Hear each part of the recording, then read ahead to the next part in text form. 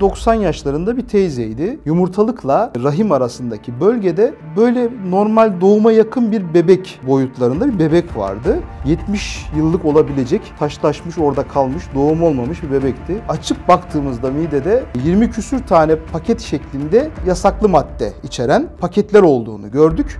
Ölüm de bu paketlerden birinin patlaması ve zehirlenmesi sonucu meydana gelmişti. Sonraki kimyasal analizde bu tespit edilmişti. Bir cenazeye geçmiş, diğerine gelmiştik. O arada diğer cenazede arkamda kalmıştı. Böyle arkamdan böyle soğuk soğuk bir şeyin böyle aşağı doğru indiğini hissettim. Böyle dokunuyordu. Yani böyle soğuk soğuk terlemeye başladım ben de.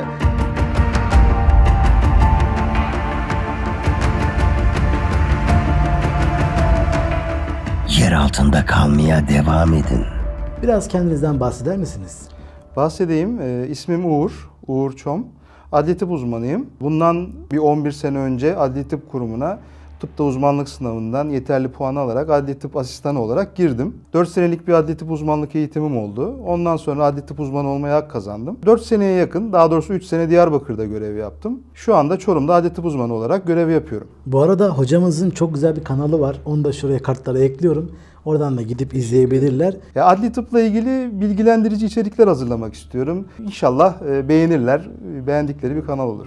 Neden adli tıpı seçtiniz? Ya şimdi biz tıp fakültesindeyken adli tıpa aslında çok bir staj alanı yok. Aslında buradan da böyle sanki söylemiş gibi olacağım. Güzel bir şey olacak aslında. 2 haftalık bir staj alıyor adli tıpta, hani tıp fakültesi öğrencileri. Ya orada bir ilgimi çekti ilk başta. Yani hem bir cerrahisi var, hem biraz daha ister istemez böyle hani araştırmacı olabiliyorsun. Adliyenin içine, adli olayların içine girebiliyorsun. O bakımdan bir ilgimi çekti. Onun dışında hani tıpta uzmanlıkla beraber hani kazandığımız zaman ister istemez biraz daha böyle rahat bölümlerde olmayı da istiyoruz. Yani bir çekinik defansif tıp durumu gelişti ister istemez zamanla beraber. Onları bir düşününce adli tıpa bir yöneldim. İlk başlarda çok emin değildim aslında. Yani olur mu, olmaz mı, ne kadar olur falan diye. Ama içine girdikçe sevdim. Şu an yani çok mutluyum adli tıp uzmanı olmaktan dolayı. Bunu çok net bir şekilde söylüyorum. İnşallah da hani bu alanda milletimize hizmete devam ederiz. Peki ilk otopsi yaptığınızda ne hissettiniz hocam?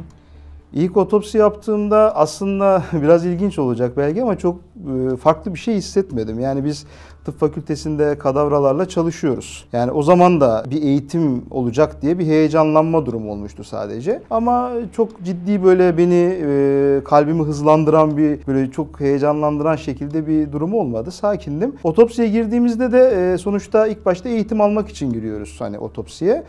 O bakımdan tabii heyecanlanıyorsun, dikkatini üst seviyeye çıkarıyorsun daha ilk otopsi olduğu için ama öğrendikçe zamanla bu geçti. Ama ilk sorumluluğumu aldığım otopsi hani sonuçta raporlama anlamında kendi sorumluluğumun olduğu otopsi tabii ki bir heyecan uyandırmıştı. Daha dikkatli, daha özenli. Aslında özenli hep olunuyor ama işte içinde biraz daha olayı yaşayarak, o incelemeyi daha derin yaparak bir heyecan oluşturmuştu bende. Bize otopsi sürecinden biraz bahseder misiniz? Otopsi olması için öncelikle ölüm olayının olması lazım. Ölüm olayının da adli bir durum içermesi lazım. Yani biz buna şüpheli ölüm diyoruz. Yani kişinin kaza, intihar, cinayet veya beklenmedik ölümleri sonucunda otopsi işlemi gerekebiliyor. Otopsi işleminde de gene kanunun belirttiği şekilde 3 boşluk açılıyor. Tabii öncesinde dış incelemeler, dışta yapılması gereken örneklemeler yapılıyor ama kafa boşluğu, kafatası boşluğu, göğüs boşluğu, karın boşluğu, batın boşluğu açılıyor ve içindeki organlar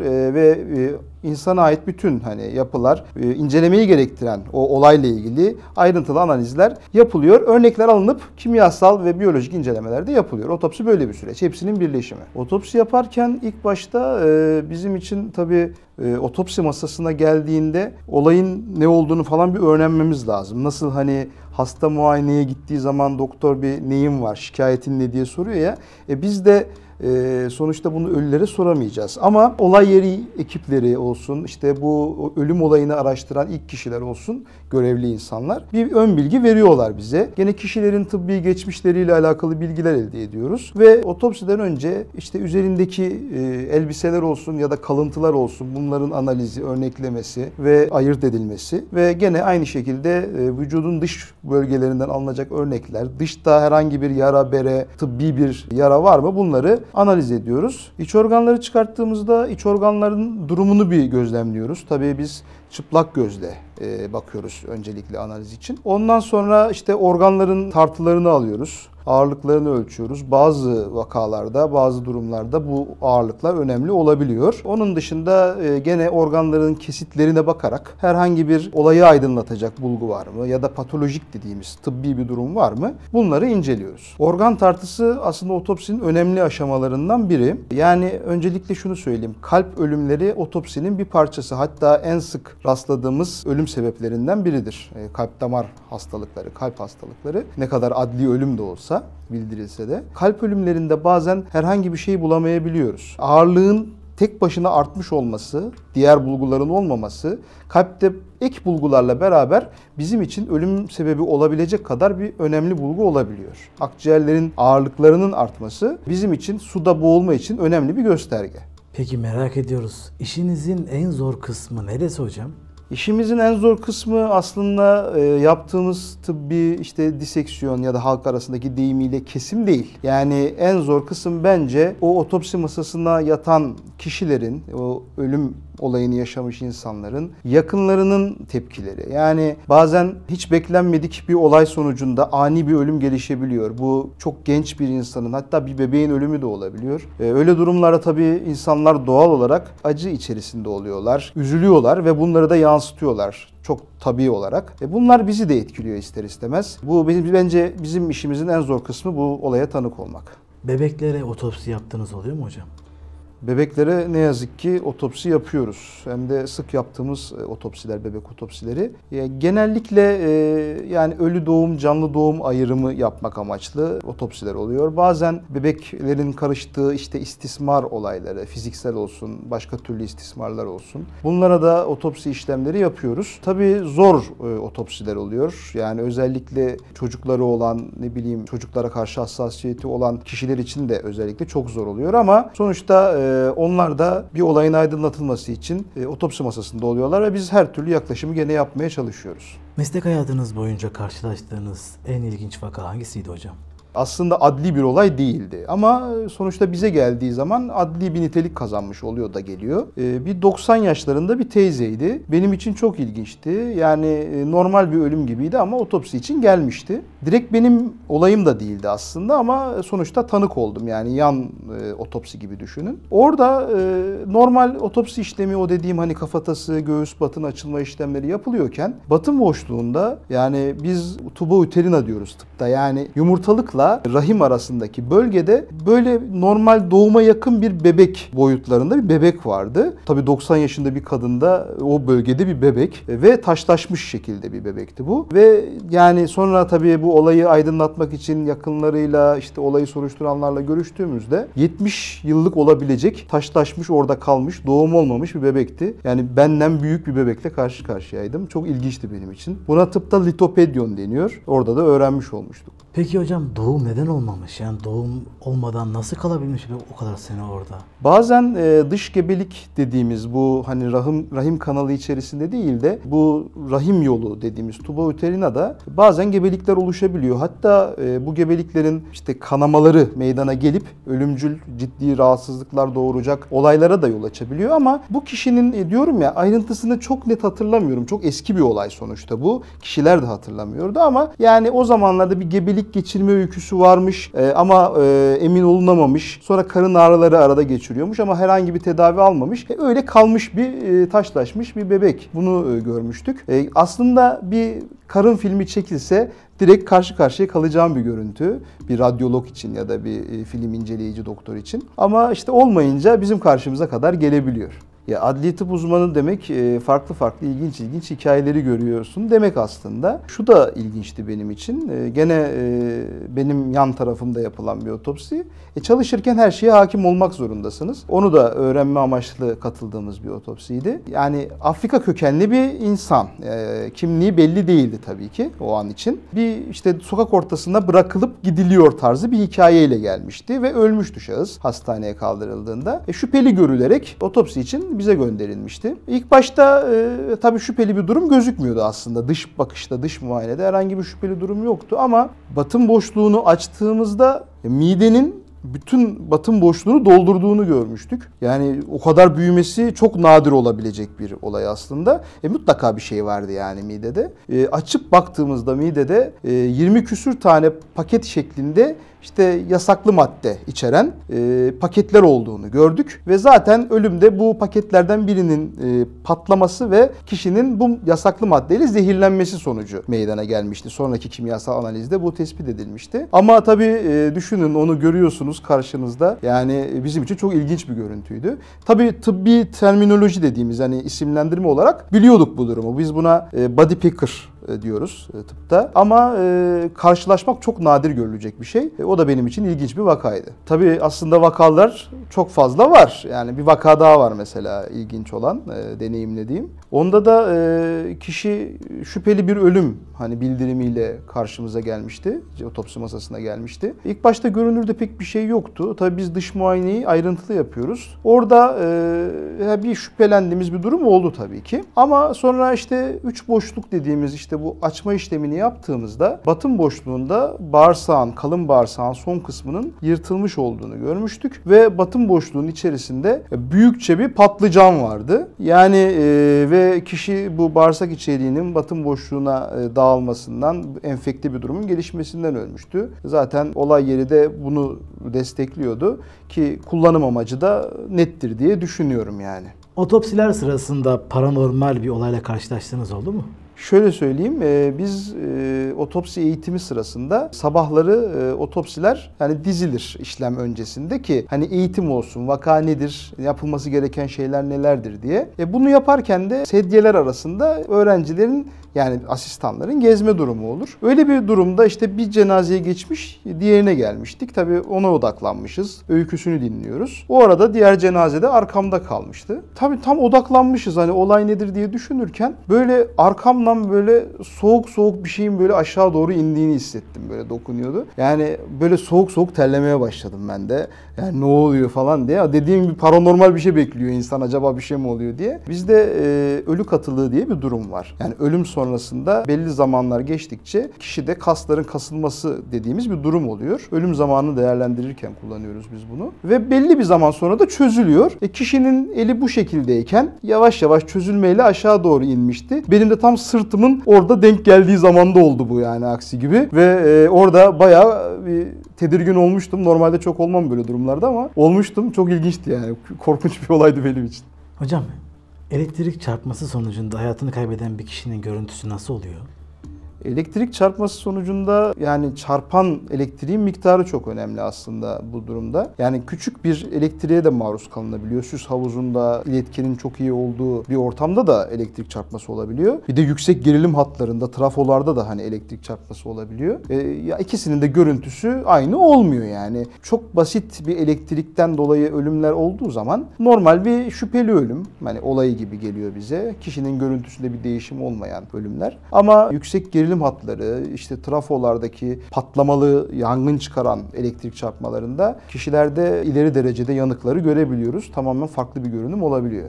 İç organlarda yanma durumu ancak kişinin yangına uzun süre maruz kalması durumunda olabilir. Yani yanma demeyelim de ısı etkisine bağlı haşlanma görüntüsü aslında bu. Elektrikte olmuyor genelde bu. İşte elektriğe bağlı yangın maruziyeti olmuşsa. Elektrikte normal iç organ bulguları gözlemliyoruz yine. Hocam, size otopsiler geldiğinde onların hikayesini biraz dinlemek zorunda kalıyorsunuz. Ona göre bir işlem yapmak için. Peki hikayesini dinlediğinizde sizi etkileyen bir durumla karşılaştınız mı? Yani aslında her hikayenin bir etkileyici boyutu var tabii ki ama biz bu etkilenmeden çabuk sıyrılıyoruz hani görevimiz gereği. Tabii biraz daha fazla etkilendiğimiz durumlarda olabiliyor. Özellikle işte küçük çocukların istismar edildiği, şiddete maruz bırakıldığı olaylar çok fazla etkiliyor. Beni özellikle etkiliyor. Böyle bir iki olayım var. Bir tanesinde bir hayat kadınının çocuğu olan bir cenaze vardı. Tabii öyle ortamlarda yaşamaya maruz kalmış bir çocuktan bahsediyoruz. Ve yaşadığı olayın öyküsü bize tabii bildirilen şekliyle bu kişilerle alakalı şiddete maruz kaldı. O ortamda işte her türlü fiziksel şiddete maruz bırakıldı ve bu fiziksel şiddetin çok ileri gittiği bir durumda da ne yazık ki gene bu şiddete bağlı ölümünün olduğu bir durum vardı. Yani çok üzücü bir durumdu. Yani benim için hala aklıma gelen bir olaydı. Bir diğer olayda da aslında normal bir ölüm olayı gibi olabilir ama gene bir çocuk cesedi durumu vardı. Onda da evde yalnız kalan bir çocuk bu. Mecburen yani ailenin şartları gereği çalışan anne baba öyle bir durum var. Kendi başına birkaç saat geçiren bir çocuk. Orada bir ihtiyacı için bir şey yapmaya çalışırken sıkışma sonucu bir ölüm meydana gelmişti. O çocuğu etkileyici hikayesi şu, yani hikayesinden ziyade çocuk otopsi masasına geldiğinde ne yazık ki hani kendi ailemden, sevdiğimden biriyle karşılaştırma gibi bir durumum oldu. Çok benziyordu. Çok etkilenmiştim yani. O da benim için çok etkileyici bir durumdu. Peki Uğur Hocam, hiç toplu bir şekilde otopsi yaptığınız oldu mu? Şöyle söyleyeyim, sonuçta kitlesel olaylar yaşıyor ülkemiz. Bu kitlesel olaylarda da adli tıp uzmanları kişilerin yakınlarına hani ölüm olaylarında cenazelerini teslim etmek için kimliklendirme dediğimiz hani ölen kişi kimdir? Yani bu ceset kime ait? Bunun analizini adli tıp uzmanları yapıyor. Ben de gene böyle bir kitlesel olayda görev yapmıştım. Orada da kişilerin elbiselerinden, işte taktıkları takılardan, işte ameliyat izlerinden, vücuttaki değişimlerinden, özelliklerinden hangi cenaze, hangi aileye, hangi yakına ait bu olayları, bu ayrımı yapmak için görev almıştım. O zaman da tabii onlarca otopsiyle çalışmış oluyoruz. Karşılaşmış olduğunuz cinayet vakalarından biraz bahseder misiniz hocam? Yani cinayet vakaları bizim otopsi işlerimizin aslında temel amaçları olarak değerlendirilebilir. Genelde ateşli silah olaylarında işte bıçaklanma dediğimiz kesici delici aletlere, kesici ezici, işte bıçak, balta, keser, çekiç tarzı olaylara denk geliyoruz. Tabii darplarla, sopalarla veya kişilerin kendi elleriyle de cinayet işlemleri olabiliyor. Özelleşmiş cinayet durumları da var. Dediğim gibi hani cinayetlerde genelde bu tarz olaylarla karşılaşıyoruz. Ateşli silah yaralarında bizim için önemli olan bir kere atış mesafesi. Değerlendirebiliyorsak özellikle elbiselerin olmadığı yerlerden meydana gelen ateşli silah yaralanmalarında bu mesafeye göre bazı bulgular görülebiliyor. Gerek tabancalarda olsun, gerek av tüfeklerinde olsun. Bu bulguların değerlendirilmesiyle bir atış mesafesi tayini yapabiliyoruz. Bununla birlikte kaç tane yaralanma var? Bu yaralanmaların hangileri öldürücü? Hangileri nasıl gelişti? Gidişatı nasıl? Ya da vücutta delil olabilecek, kriminal incelemeye delil oluşturabilecek, balistik inceleme yapılabilecek çekirdek veya benzeri delil var mı? Bunların analizini yapıyoruz. Gene aynı şekilde kesici delici aletler dediğimiz bıçak ve benzeri aletlerde de kaç tane yaralanma olduğu, bıçağın türü, namlu uzunluğu dediğimiz bu kesici ve delici etkisi gösteren kısmının ölçüleri, bunları değerlendirebiliyoruz. Her cinayet olayının adli tıpta farklı değerlendirme yolları var ve bunları değerlendirerek adli birimlere bilgilendirme sağlıyoruz. Peki hocam, kaza süsü verilmiş bir cinayetle karşılaştınız mı? Yani oluyor. Bu tarz durumlarla karşılaşıyoruz. Mesela bir olay vardı. Bir trafik kazasıymış gibi lanse edilmişti olay. Daha doğrusu ilk başta öyle gözüküyordu. İnceleyenler tabii ki bu trafik kazasından şüphelendiler. Yani bize gelmeden önce bir ilk inceleme birimleri bu görevi yapıyorlar. Biz de dış muayenede incelediğimizde tabii travma bulguları görebiliyoruz hani kazayla uyumlu olabilecek ama sırt bölgesinde bir ateşli silah yaralanması vardı. Bu kazada görülebilecek bir şey değil. Sonra tabii biz incelememizi yaptığımızda travmanın etkilerinin çok olmadığını, aslında öldürücü nedenin bu ateşli silah yaralanması olduğunu tespit etmiştik. Tabii tahkikat birimlerine biz bu bilgiyi veriyoruz. Ve onlar da multidisiplin dediğimiz ortak çalışma şekliyle olayı aydınlatmışlardı ve kaza gibi gözüken bir cinayet olayıydı aslında bu. Hocam, kurtlanmış bir cesetle karşılaştınız mı hiç? Karşılaşıyoruz. Özellikle yaz aylarında sıcak etkisi altında kalan cesetlerde kurtlanmayı ya da çürümenin ileri dönemlerini görebiliyoruz. Uzun süre yalnız kalan ve uzun süre bulunamayan ya da bir yerlere bırakılmış sonra tespit edilmiş cesetlerde de gene çürüme etkisini gözlemliyoruz ki kurtlanma dediğimiz bu olayda aslında çürümenin bir evresi. Yani o evre süresince kurtlanma, larva, pupa dediğimiz oluşumlar olabiliyor. Ölüm zamanı için önemli. Bazen bu böcekler kemiklerden kimyasal inceleme bile yapılabiliyor. Böyle bir bilim dalı da var yani, entomotoksikoloji diye. Yani bu böceklerin kimyasal incelemesi yapılarak herhangi bir madde tesirinde mi ya da verilen bir madde var mı diye analiz eden entomotoksikoloji denilen bir ayrı bilim dalı bile var. Çürüme, kurtlanma gibi gözüküyor olabilir ama bize yol gösteriyor bazen. Hocam uzun süre dışarıda, açıkta beklemiş bir cenazeyle karşılaştınız mı? Tabii ki karşılaşıyoruz. Yani hatta yıl bile geçebiliyor üzerinden inceleme öncesinde. Onlarla gene otopsi işlemleri yapılıyor. Yani öncesinde filmlerinin çekilmesi durumu var. Kemiklerinde bir hasar, harabiyet var mı? Bunu belirleyebilmek için. Veya gene ateşli silah gibi bir olaya maruz kalmışsa ne kadar yumuşak doku kalmamış olsa bile, kemikleşmeye yakın bir durumda olsa bile çekirdek dediğimiz o mermi çekirdeğini görebiliyoruz bazen. Yani en çok saptadığımız şeyler özellikle kimliklendirme. Yani bu kişi kimdir? Yani düşünsenize, bir cenaze var, bir buluntu var. Bazen sadece kemik oluyor, bazen elbiseleriyle beraber kemik oluyor. Bazen az miktarda yumuşak doku kalabiliyor. Ama burada ilk olan şey bu kim yani? Bu kişi kim? Bunu çalışabilmek için de şunları yapıyoruz. Öncelikle işte elbiselerin ayrıntılı incelenmesi, sonuçta kişinin elbiseleri, numara olabilir, beden olabilir, ayakkabıları, kaç numara giydiği, üzerinde değerli bir işte takı vardır ya da kişisel bir eşyası vardır yakınlarının bilebileceği. Bunları ayrıntılı bir şekilde inceliyoruz. Bunun dışında gene vücudunda eğer yumuşak doku az miktarda kalabilmişse bazen cilt dokusu falan kalabiliyor, mumyalaşabiliyor hani bekleyen cesetler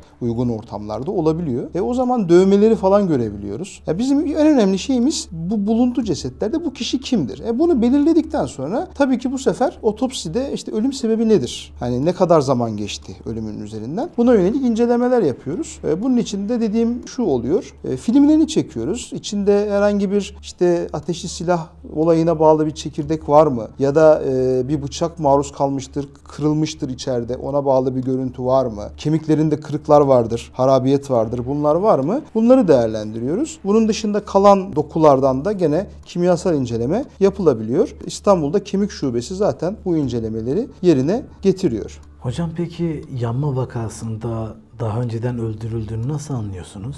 Şimdi yanma var demek lazım. Eğer çok fazla bir yanma durumu varsa kişide karbonlaşma diyoruz biz ya da kömürleşme halk arasındaki deyimiyle. Kömürleşme dediğimiz şey aslında dış tarafında meydana gelen yumuşak dokuların ileri derecede yanmasıyla olan durumlardır. Aslında iç organlar korunur. İç organlara otopsi yapılarak değişim var mı görebiliyoruz. Yani mesela kişi ateşli silahla öldürülmüşse ve üzerinde bir yangın ortamında karbonlaşacak kadar yakılma durumu olduysa bu ateşli silahın organlarda oluşturduğu o çekirdeğin geçiş etkisini görebiliyoruz. Gene hakeza bıçaklanma olayları böyle. Boyun bölgesine yapılacak müdahalelerde boyun kemiği dediğimiz hyoid kemiğinde mesela kırıklar görebiliyoruz. Birçok olayı aydınlatabilecek şekilde otopsi yapabiliyoruz. Bunun için kişinin dokularının az miktarda bile olması yeterli oluyor. Şu vakte kadar hiçbir şekilde ölüm sebebini bulamadığınız bir vaka oldu mu? Adli tıpta şöyle bir durum var. Yani en gelişmiş laboratuvarlarda bile ölümlerin %5'i ile 10'u arasında ölüm sebebi verememe durumu var. Buna biz negatif otopsi diyoruz. Nedir? Tüm incelemeler yapılır. Tüm analizler, kimyasal, biyolojik, mikrobiyolojik bunların hepsi yapılır. Ama elde herhangi bir şey yoktur. Yani veri yoktur. Ölüm sebebini verebilecek, açıklayabilecek bir bulgu yoktur. Bu durumda da biz negatif otopsi diyoruz. Ölüm sebebinin belirlenemediği durumlar bunlar. Tabii bizim de oldu. Bu tarz durumlar genellikle ani beklenmedik ölümler şeklinde oluyor. Genç bireylerde oluyor. Yani kalp sistemi, kalp ileti sistemi dediğimiz bir durum var. Elektriksel aktiviteyle çalışıyor kalp ve aritmi dediğimiz bu aktivitenin bozulmasıyla aritmi dediğimiz durumlar gelişiyor. Bu aritmileri tespit etmek ne yazık ki çok mümkün değil. Ancak kişinin sürekli monitörize edilmesi lazım, takip edilmesi lazım ve tabii ki patolojik incelemelerle mikroskop altında bazı bulgular görebiliyoruz ama bu bulgular her zaman mümkün olmuyor. Diğer organlarda da zaten bir bulgu izlenmeyebiliyor. Kalpten şüphelenilse bile net bir tanı konulamadığı için o zaman negatife dönmüş oluyor. Bizim negatif otopsi dediğimiz şey tam bir tanı koyamadığımız durum aslında. Yoksa tabii ki bir ölüm sebebi düşünüyoruz aslında. Peki en çok karşılaştığınız ölüm şekli hangisi hocam? Adli olaylarda biz en sık trafik kazalarıyla karşılaşıyoruz. Malum ülkemizin ve tüm dünyanın en büyük problemlerinden biri adli olaylarda ve ne yazık ki çok fazla ölüm durumu oluyor. Yani trafik kazalarında genelde genel beden travması dediğimiz kişinin bütün vücut parçalarının etkilendiği durumlar olmakla beraber sadece kafa travmasına bağlı, sadece göğüs travmasına bağlı ölümleri de meydana gelebiliyor. Azımsanmayacak miktarda aslında adli olmayan ama bir şekilde şüpheli veya adli bildirimi olmuş doğal ölümlerle de karşılaşıyoruz pratiğimizde. Trafik kazaları neden otopsi oluyor? Trafik kazalarının otopsi olma durumu, trafik kazalarında aslında birçok etken var. Yani öncelikle şunu analiz etmek lazım. Bir araç içerisinde meydana gelen bir kaza mı yoksa araç dışarısında meydana gelen bir kaza mı? Tek taraflı bir olay mı sadece bir aracın karıştığı yoksa birkaç aracın veya iki aracın karıştığı bir olay mı? Sonuçta adli birimler için bir önemi var ve özellikle yolculardan ziyade şoför için trafik kazalarında otopsi önemli olabiliyor. Kişi kaza öncesinde doğal bir sebepten dolayı ölüm geçirmiş olabilir. Yani bu işte miyokard infarktüsü dediğimiz kalp krizi olabilir veya bir epilepsi nöbeti geçirmiş olabilir. Bunun dışında başka bir madde etkisi altında olabilir. Bunun ayrımını yapmak için otopsi yapmak özellikle şoförler için gerekebiliyor. Yolcularda eğer açıklayıcı genel beden travması bulguları varsa ve başka herhangi bir şüpheli dış muayene bulgusu görmezsek otopsi yapmayabiliyoruz. Hocam hiç seri katil olayıyla karşılaştınız mı? Ben karşılaşmadım seri katil olayıyla ama hani medyadan karşılaştığımız durumlar oldu.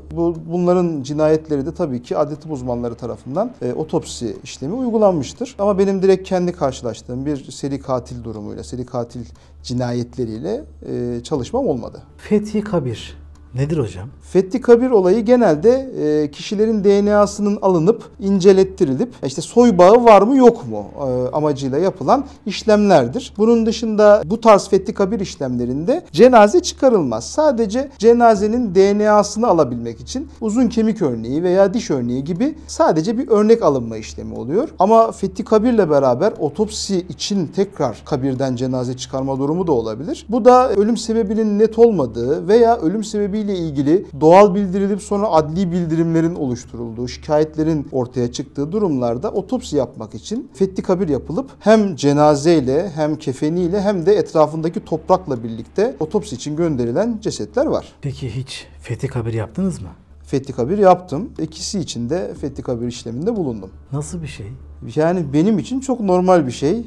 Bunu söylerken belki anormal geliyor olabilir aslında size ama sonuçta benim işimin bir parçası bu. Giriyorum ve cenazeden DNA için kemik örneği alıyorum. Diş örneği alıyorum bazen ve bazen de otopsi için bütün cenazenin çıkarılmasına yardım ediyorum. Çıkarılmış cenazeye otopsi yapıyoruz bazen. Ne kadar süre sonra çıkarttınız hocam mesela? Çok kısa sürelerde çıkartma da oluyor. Çok uzun zaman geçmiş yani 30-40 yıl sonra DNA için Fethi Kabir işlemi yapılmış cenazeler de oluyor. Siz en maksimum kaç zaman sonra mezar açtınız? Tam hatırlayamıyorum ama herhalde bir 40 senelik bir mezara sırf DNA alma amaçlı ama hani kemik örneği alma amaçlı girdiğim olmuştu. Hocam peki 40 sene geçmiş bir mezarı açtığınızda nasıl bir görüntüyle karşılaştınız? Yani bazen herhangi bir kalıntı olmayabiliyor aslında o kadar zaman geçince ama genelde yani çok büyük bir oranda iskeletleşmiş ve kalmış mezar kalıntısını görüyorsunuz. O Fethi Kabir işleminde de iskelete ulaşabilmiştik ve bizim için gerekli olan DNA örneğini alabilmiştik. Peki mezarını açtığınızda hala ilk günkü gibi duran bir cenazeyle karşılaştınız mı? Benim karşılaşmam olmadı o bahsettiğin şekilde ilk günkü gibi duran ama adli tıp pratiğinde ilk günkü gibi olmasa da çürümenin az olduğu durumlar var. Biz buna çürümenin özel halleri diyoruz.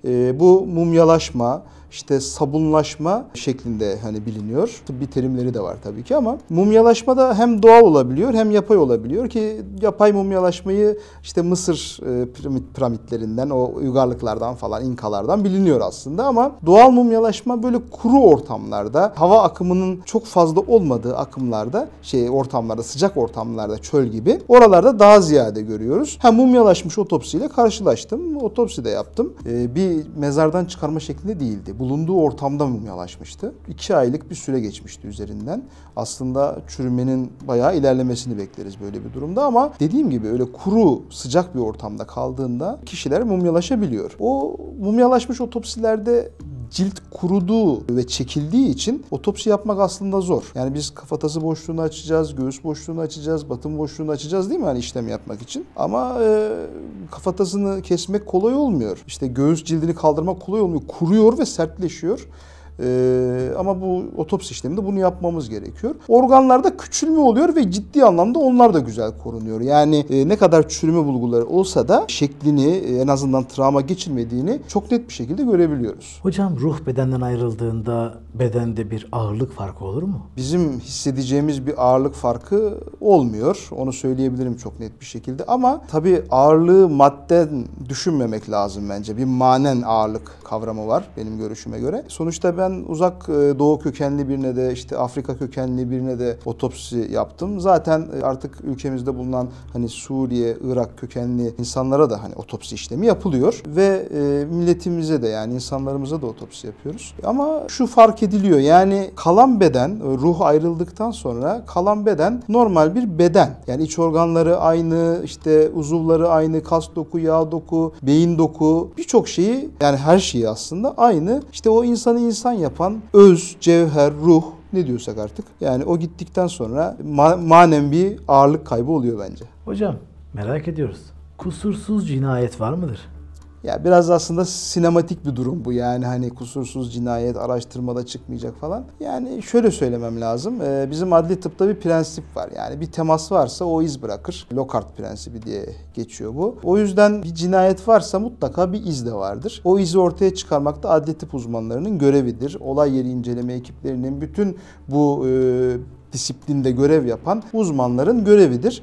Bunun aksaması, atlanması, kusursuzlaştırılması diye bir şey olamaz. Peki sizler hiçbir iz bırakmadan cinayet işleyebilir misiniz? Güzel bir soru. Yani şöyle tabii cinayetin her durumuyla karşılaştık pratiğimiz boyunca. Hangi bulgular nasıl elde edilir bunların hepsini tabii biliyoruz mesleğimizin gerektirdiği şekilde. Yani böyle bir kalkışmada bulunulması düşünülemez. Öncelikle onu söylemem lazım. Ama ve lakin eğer böyle bir durum varsa, böyle bir durum olacaksa gene prensip gereği söylüyorum. Bir iz olacaktır. Yani bunun ortadan kaldırılması diye bir durum olamaz. Tabii ki çok mükemmele yakın bir durum olacaktır bu ama mutlaka bir iz bırakacaktır ve bunun da ortaya çıkacağına inanıyorum. Psikolojiniz bu olanlardan nasıl etkileniyor?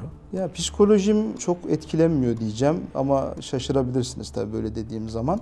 İster istemez etkileniyor çünkü az önce anlattım. Yani kendi ailemden, sevdiklerimden, yaşadığım olaylardan hani örüntülediğim durumlarla da karşılaşabiliyoruz. Mutlaka etkileniyoruz ama psikolojik olarak güçlü kalmaya çalışıyorum ve sonuçta işim gereği bu etkilenmeyi minimuma indirmem lazım ki etkilenmeden dolayı bir perdenin inmemesi lazım olayın araştırılması sürecine. Dolayısıyla hemen bu süreç atlatılıp incelemelerimizi hızlı bir şekilde, düzgün bir şekilde yapıyoruz. Adli tıp sadece otopsiden mi ibaret? Hayır, kesinlikle değil. Hatta otopsi 1/3 bir kısmı diyebiliriz kabaca bir oranla. Adli tıp uzmanları normal yaralanmalı olaylarda yani daha doğrusu adli nitelik kazanan her türlü tıbbi olayda görev alabiliyorlar ki daha ziyade biz bunu işte zorlamalı eylemlerin, işte darptır, yaralanmadır, kazalardır ve bunlara bağlı tıbbi tedavi görmüş, yaralanma niteliği kazanmış olaylara maruz kalmış kişilerin raporlarının düzenlenmesi şeklinde görüyoruz. Biz bunlara kati rapor diyoruz. İşte kişilerin yaraları ceza kanunu